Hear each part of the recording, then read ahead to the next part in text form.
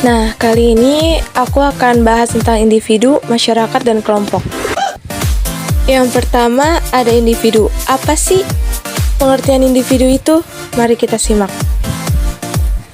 Menurut Effendi, individu itu merupakan penjabaran dari kata in dan divided yang dapat dimaknai sebagai kesatuan, tidak dapat dipisahkan dan tidak dapat dibagi-bagi. Artinya, bahwa manusia sebagai makhluk individu merupakan satu kesatuan antara aspek jasmani dan rohani yang tidak dapat dipisahkan dan tidak dapat dibagi-bagi. Nah, sebagai makhluk sosial ini, maka manusia memerlukan apa sih? Mari kita lihat. Yang pertama itu ada manusia dan ruang.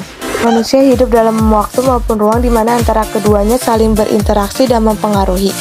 Yang kedua itu aspek perilaku manusia sebagai makhluk individu dan sosial pada ruang terbuka. Publik pola perilaku manusia dalam suatu lingkungan adalah hasil dari suatu proses interaksi manusia dengan lingkungannya yang melibatkan emosional individual dan sosial. Nah, yang kedua itu ada kelompok. Apa sih kelompok itu?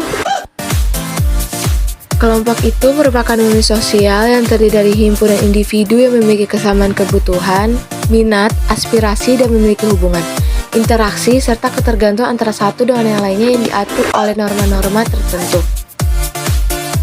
Nah, kelompok ini tuh terbagi menjadi 3, yaitu pertama, atas dasar perubahan kelompok. Maksudnya itu ditinjau dari besaran jumlah anggota, maka dikenal 2 jenis kelompok, yaitu kelompok kecil atau small group dan kelompok besar atau large group. Yang kedua, atas dasar kelompok. Atas dasar kelompok ini dibagi menjadi 2, yaitu kelompok formal sama informal. Kelompok formal sendiri itu adalah kelompok yang mempunyai tujuan yang jelas, mempunyai peraturan-peraturan yang tegas, lahirnya tujuan dan peraturan itu dibicarakan bersama dan dirumuskan secara tertulis maupun tidak tertulis.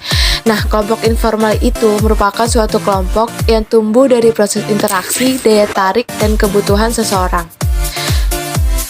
Nah, yang ketiga atas dasar terpaan perubahan. Ini tuh berdasarkan sikap kelompok terhadap terpaan perubahan. Maka dikenal ada jenis kelompok terbuka dan kelompok tertutup. Apa sih kelompok terbuka itu?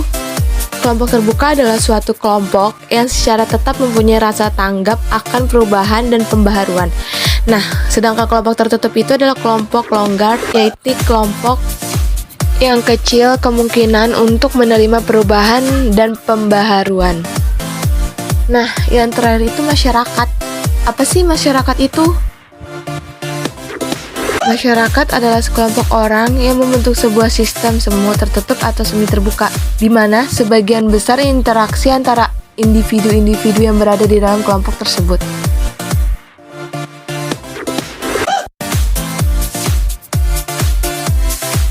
Nah, ciri-ciri masyarakat itu: 1. Masyarakat adalah manusia yang hidup berkelompok. Yang kedua, masyarakat yang melahirkan kebudayaan. Dan yang ketiga, masyarakat yang mengalami perubahan.